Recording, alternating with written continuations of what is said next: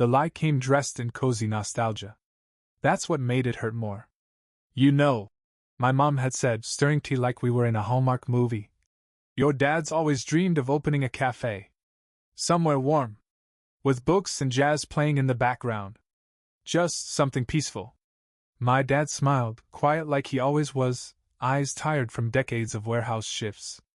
We'd call it Second Cup. Or maybe The Landing. Something poetic. I should have known then. When people use words like poetic, money disappears. But I wasn't cynical yet. I was proud.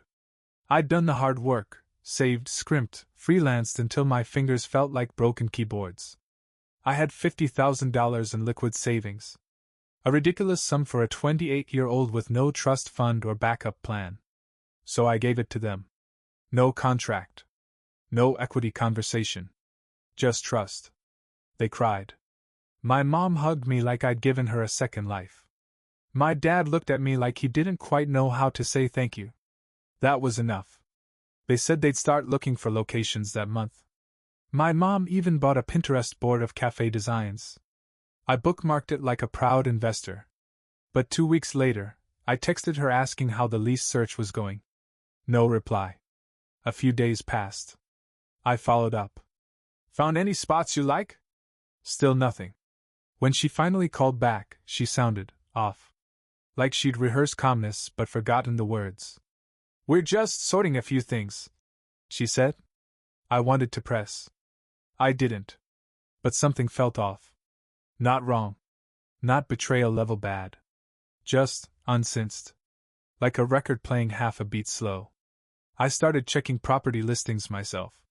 Nothing showed up with their names. No LLCs registered. No permits filed.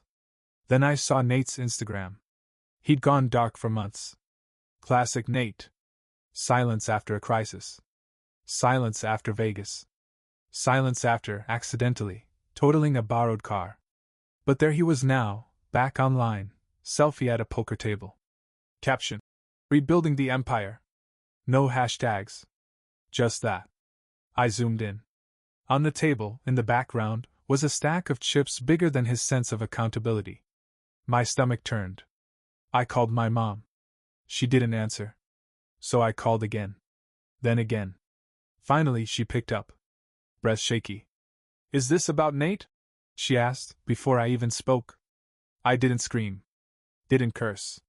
Just said 5 words. You gave him the money. She started to explain. About how he was in too deep. About men in black cars. About how he promised, this time, for real, he was done. I hung up. That night, I opened my spreadsheet of financial goals. Line 3 still untouched. Emergency fund. I renamed it. Delusions and disappointments. Then I closed my laptop. And I didn't sleep. There's a specific flavor of betrayal that only comes from family. It's not loud. It doesn't come with screaming matches or broken plates. No, it's quieter. Deadlier. It comes in the form of a sigh. A shrug. A pitiful look that says, "You're strong enough to carry this, right?" I'd been carrying it for years. But this time, it was $50,000 heavier. That weekend, I drove out to my parents' house. I didn't announce it. Didn't give them time to rehearse their lines. I just showed up, walked up the steps, and knocked. My mom opened the door wearing a cardigan that looked like it had been through several emotional breakdowns. My dad, in his recliner, didn't even look up from the muted TV. News footage of something burning played behind him. Metaphors, I suppose? Hi, sweetheart, she said, as if I'd come by to borrow a cup of sugar. I didn't sit. You gave it to Nate, I said. No build-up. No soft intro. Just the truth served cold. She blinked. What? I tilted my head. Please don't insult both of us. Her lips quivered like she wanted to cry. My dad finally looked over, jaw tight. He was in trouble, he said. Bad trouble. I noticed, I replied. From the poker chips on Instagram. He didn't post that to mock you, Mom whispered. He's not thinking clearly. Yeah. That's kind of his brand. They launched into their greatest hits. He didn't ask? We were scared. It was urgent. You wouldn't have needed the money right away anyway. That one was my personal favorite. I asked one question. Would you have done the same if I were the one who needed help? They didn't answer. Just looked at each other like actors between scenes. I left without another word. Back in my apartment, I opened my budgeting spreadsheet. There it was. Startup fund, $50,000. Now labeled Cafe Investment, LMAO, in mocking red. I sat in the dark for a while, laptop glowing like it was judging me. Then came the texts. Nate. Yo. Can we talk? No apology. Just vibes. I ignored it. An hour later. Nate. I didn't ask for your money. They offered. You know how Mom gets. Ah, yes. The signature move. Weaponized helplessness. Then came the follow-up. Nate. Look, I'm trying to fix things. Real therapy this time. I mean it. Maybe I can pay you back someday. Someday. A magical land where debts fade and consequences are optional. I didn't respond. 3 days later, I got a call from Aunt Rosa, my mom's sister. She wanted to check in. In Rosa speak, that meant she'd been looped in and recruited to emotionally mop things up. You know your mom feels awful, she said. She barely sleeps. Good, I replied. Insomnia is cheaper than bankruptcy. Silence. Look, she said. Your brothers made mistakes, sure. But this family. I am part of this family. I interrupted. Just not the part that ever gets protected. She didn't have a comeback for that. I hung up. Then blocked her. Emotionally outsourced guilt isn't my thing anymore. That weekend, I looked through my old journals. Back when I was in high school, I used to write little letters to my future self. One stood out. I had written, "One day, you'll be successful." Not because they believed in you, but because you never needed them to. I smiled. 14-year-old me would have made a damn good CEO.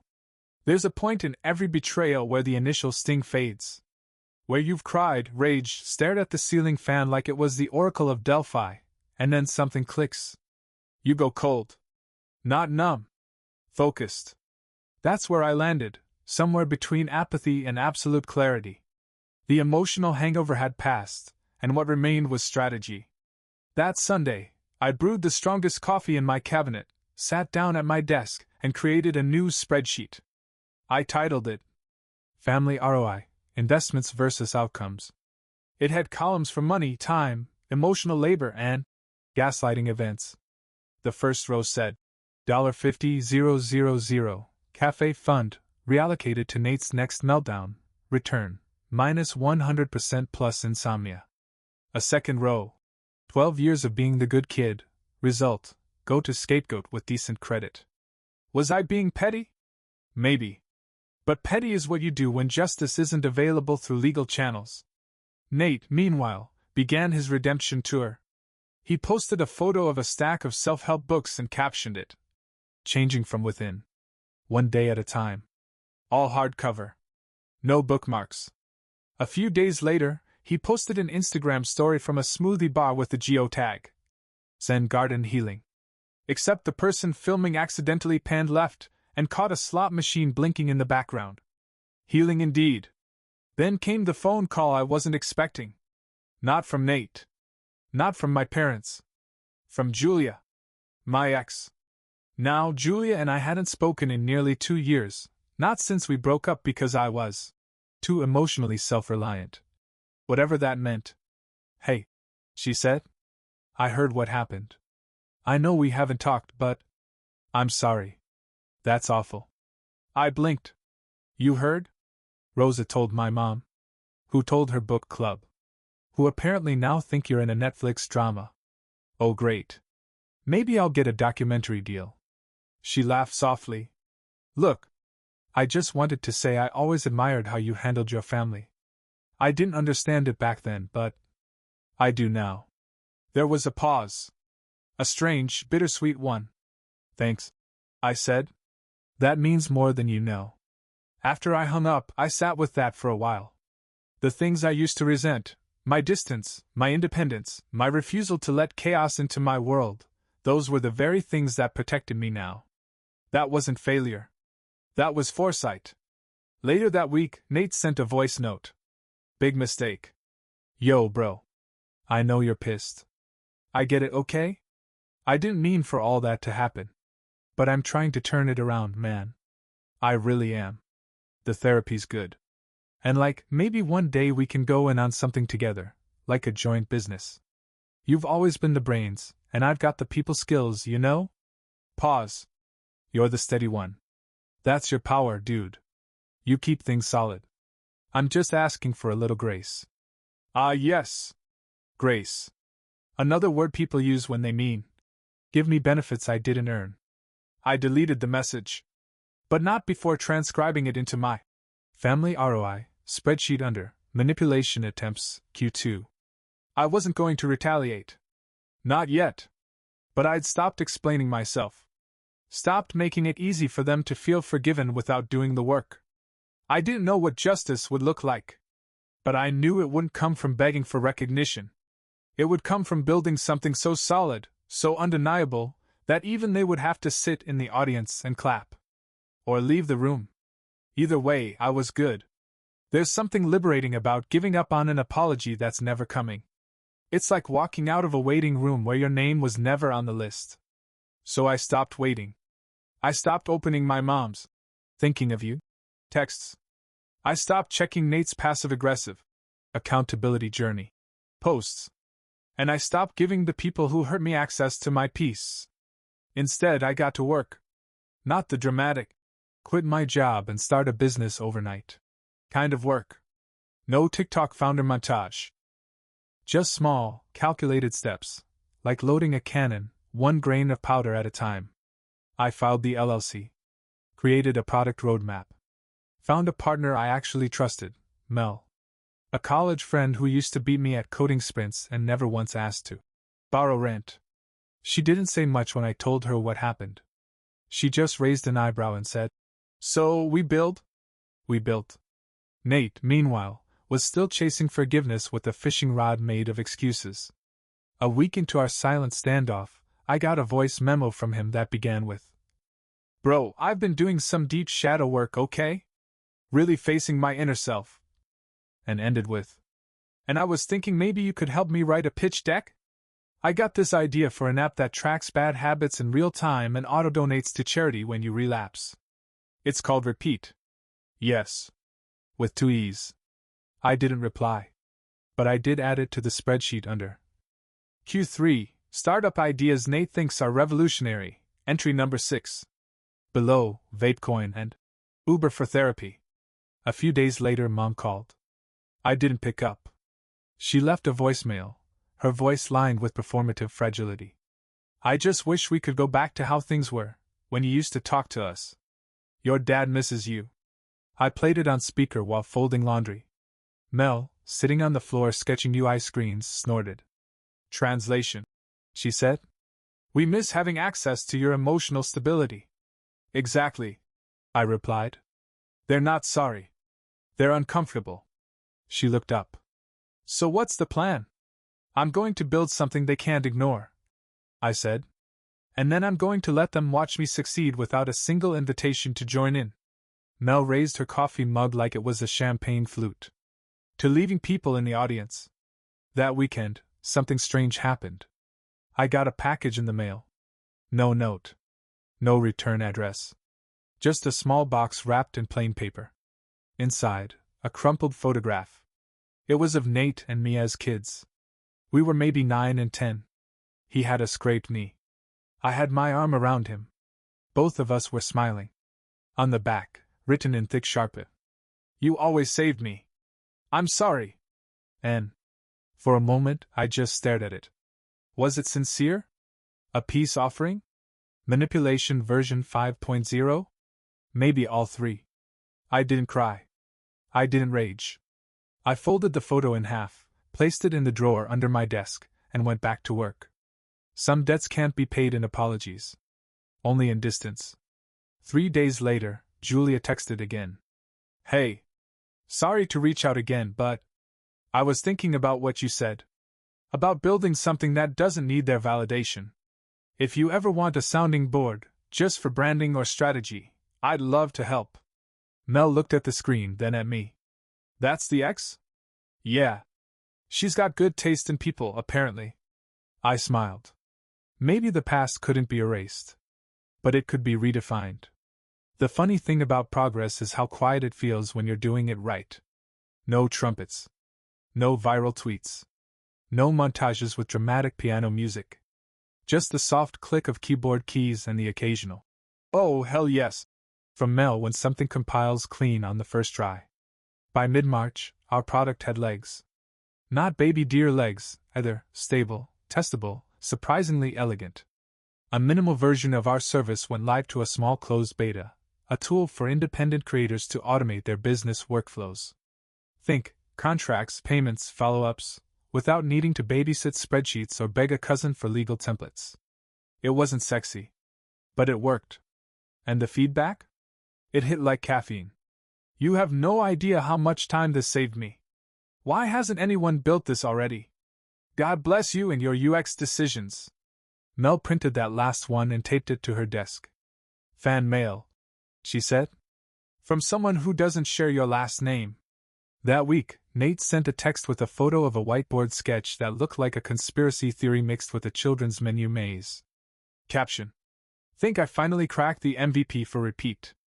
Wanna hop on Zoom sometime? Underneath was a Spotify link to an Emotional Redemption playlist featuring tracks by Coldplay, Drake, and the Gladiator soundtrack. I forwarded it to Mel. Her reply: This man is performing emotional jazz with no rhythm. Hard pass. Then came the coffee shop moment. Mel and I were sitting at a local spot, deep in a design sprint. Laptops out, cappuccinos cooling, table littered with scribbled napkins. I was mid-rant about onboarding flows when I heard a voice that sounded like a cursed memory. Oh, hey. I looked up. Nate. Hair grown out. Hoodie that screamed. Post-wellness retreat. A paper cup in hand with Namaste scribbled on the side like a threat.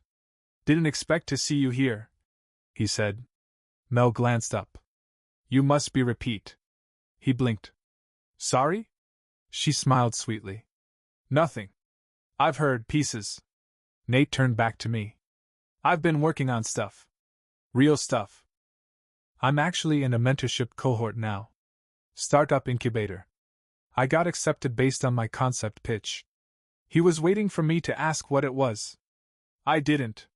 He deflated slightly. Anyway, it's been helping me think more clearly. I know I messed things up, bro. I'm not trying to, weasel back in. Just wanted you to know I'm doing better. I nodded. I hope you are. That's it. No sarcasm. No barbs. Just clarity. And it killed him. He shuffled back toward the counter. When he thought we weren't looking, he pulled out his phone. Probably drafting a post tagged #growthmindset. Mel raised her eyebrows. So that's him. Yup. He's like if an inspirational quote poster came to life and owed you $5,000. I laughed harder than I had in weeks. That night, the email came. Subject line: Panelist invite, Indie Product Builders to watch, May 25. It was from a reputable digital entrepreneurship magazine. Not mainstream, but known in the space. They wanted me. Not Nate. Not Dad. Not someone with the people skills. Me. I texted Julia. Just a screenshot. She sent back. Told you. You were always the story. For the first time in a long while, I didn't feel like I needed my parents to be proud. I wasn't building this so they'd notice. I was building it because it was mine. And because people, real ones, were starting to see. Not through blood. Not through guilt. Through results.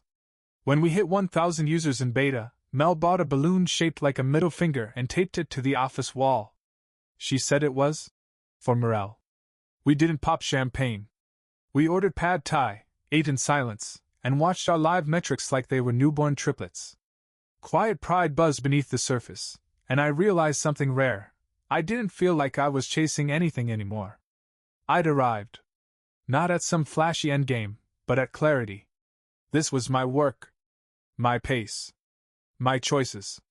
And no one could take it or twist it. Then, the family calendar invite hit my inbox.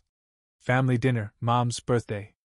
3 words that have triggered more emotional flashbacks than my therapist has time for. Mel saw it pop up while I was screen sharing. She raised an eyebrow. You going? Probably.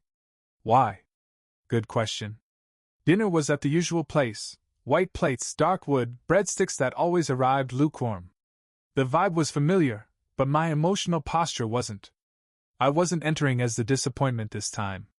Mom hugged me like we hadn't spoken since 2004. Dad patted my back with a look that said, "Please don't mention the money."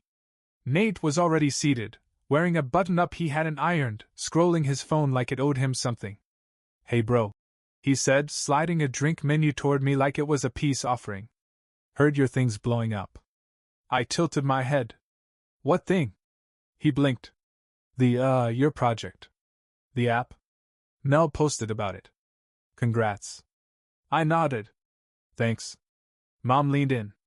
"You know, we've always said you were destined for something big." I nearly choked on a breadstick. That wasn't my memory of things. She smiled tight. "Well, maybe we didn't say it enough. But we knew." Yes, the classic family tactic, retroactive support. Dad chimed in. "Honestly, your brother's been talking about doing something similar." Nate coughed into his drink. "Well, not similar. But yeah, inspired maybe." Inspired. That word made me feel like an unpaid consultant to my own trauma. I smiled. "That's great. Let me know if you want any advice." He paused. "Really?" "Sure," I said. "Start by not gambling your funding." He laughed too loudly. Mom winced. It wasn't a joke. Later that week, I got a message from Julia. "Hey, just wanted to say, I saw the feature write-up. You really built it." "I did." "Thanks. Your mom commented on it. She said she always knew you were brilliant." I stared at the message for a long time. Then wrote back. They knew. They just preferred not to admit it until someone else said it first. Meanwhile, Nate sent me another idea sketch. This one was a time-tracking app for freelancers with a meditation feature. For burnout vibes. He called it GrindZen. I almost admired the audacity. Almost. Mel walked in while I was reading it. I must have looked pained. "What now?" she asked. "GrindZen." She paused. "I will Venmo you $5 if you never say that out loud again." I laughed. Harder than I expected. By the end of the month, we'd onboard our first paying users. Small creators. Solo entrepreneurs. The kinds of people who, like me, had been dismissed too many times by louder, flashier voices. The feedback was sharp, helpful, grateful. No one asked about my degree. No one needed my resume. They just needed something that worked. That I built. That mattered. The next dinner? I skipped. Told them I had a launch deadline. I didn't. I just didn't want to give them the illusion of proximity they hadn't earned. That night, I walked the city with Mel, sipping overpriced tea and watching the skyline flicker like it was clapping. "You regret it?" she asked. "What?" "Not blowing up. Not torching them. Just walking away." I thought about it. No. They'll rewrite the story anyway. I'd rather give them a blank page and let their silence fill it. She smiled. Spoken like a guy who really owns his narrative. I nodded. And my cap table. The headline read, "Indie Startup Hits $100,000 MRR Without VC Backing." Built by 2 founders who didn't wait for permission. It wasn't Forbes. It wasn't TechCrunch. But it was honest. It came from an indie publication that actually asked good questions. Not, "How did you beat the odds?" but, "Why were the odds stacked that way in the first place?" They quoted me saying, "I stopped trying to prove I deserved a seat. I built the table." Mel, naturally, laminated the article and taped it to the mini fridge in our shared workspace. "Right next to the almond milk," she said. "So it stays humble." The next wave came fast. A podcast interview. A flood of LinkedIn messages from people who used to ghost me. A DM from an old professor asking if I'd come back and guest lecture on resilience. Even Julia messaged again. Heard your mom emailed the article to the whole family thread. Did she? She said she always believed in you. Of course she did. After I got verified. You okay? Yeah. Just surprised how loud people get when success walks in. Then came the real kicker. Nate called. Not texted. Not voice memoed. An actual phone call. I picked up out of morbid curiosity. Yo, he said, like we were mid-conversation. So I've been thinking about this new feature. It's like your app, but with, like, integrated wellness prompts. You know, to keep it human. I let silence stretch so long it became its own language. He filled it, as always. Anyway, I was thinking maybe we could, like, not partner, exactly. But you know. Cross-promote? Why would I do that? He hesitated. I mean, we're family. And I've grown, man. I've learned a lot. Remember when I helped with that, the landing page copy? You rewrote my bullet points to sound like Jim's slogans. Still, memorable though. I exhaled through my nose. Nate, I wish you well. But I'm not your audience. Or your investor. Or your crutch. There was a long pause. He tried one last Hail Mary. Mom says you're still mad. I'm not mad, I said. I'm just done playing the role that made everyone else comfortable. Click. The next day, I got a text from my dad. Proud of you. Always have been. Sorry if we didn't show it right. I didn't respond. Not out of spite. But because I didn't need to anymore. It's not that I stopped caring what they thought. I just stopped needing them to think it loudly. That weekend, Mel and I were at a low-key startup conference when a stranger came up. Hey, she said. I just wanted to say your story meant a lot to me. I've been in your shoes. It's rare to hear someone talk about building after betrayal without turning it into a revenge tour. I nodded, surprised by how much her words settled into me. Thanks, I said. Honestly, building was the easy part. Unlearning the story I was given, that took longer. Mel handed her a sticker we had printed. It said, Your past isn't proof. It's fertilizer. She laughed. That's weirdly perfect. That's kind of our thing, Mel said. We grow from mess. That night I got a text from Julia. FYI, your dad quoted your article at Sunday dinner. Did anyone clap? Nate tried to say he gave you the idea. Mom said he inspired you. Dad toasted to family resilience. I almost threw my fork. Thanks for the update. Just so you know, some people remember the real story. The real story wasn't glamorous. It wasn't about proving them wrong or staging a perfect comeback. It was about this. I gave them my trust. They dropped it. So I stopped handing it out.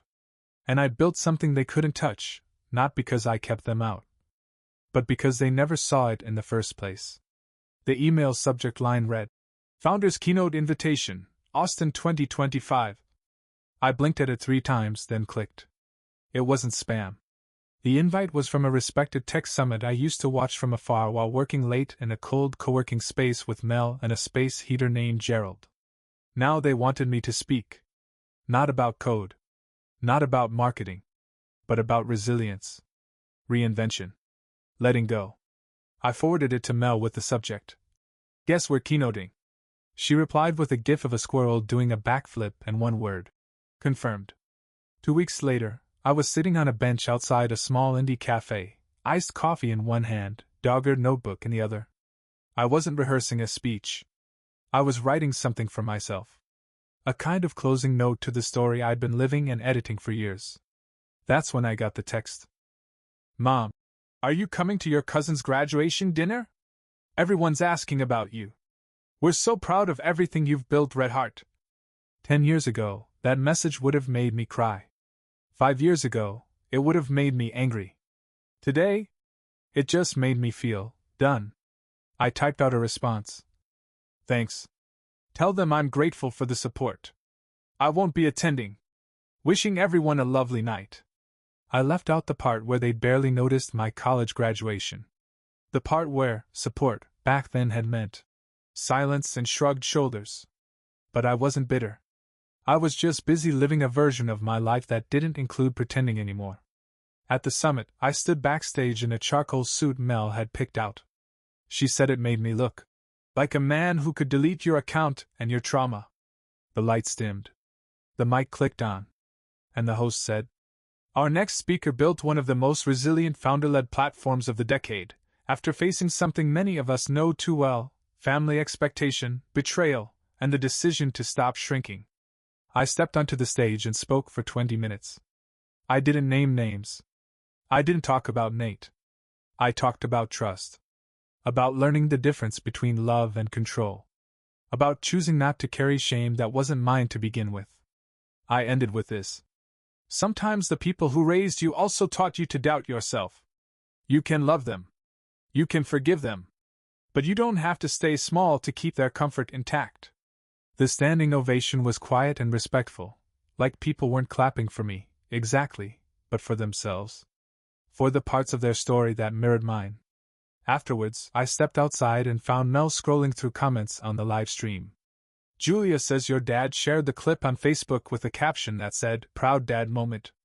I laughed. "Of course he did. And your mom replied with, 'We always knew he was special.'" I snorted into my drink. "She spelled special with 2 I's, didn't she?" "She did." We both laughed. It didn't sting. It didn't stick. Later that night, I sat on my balcony alone. No spotlight. No applause. Just the city below and a breeze that didn't ask for anything. And I wrote one final line in my old notebook. Sometimes closure doesn't come from a confrontation. It comes when you stop looking for it. Then I closed the notebook for good. Not out of anger, but because the story had finally told itself.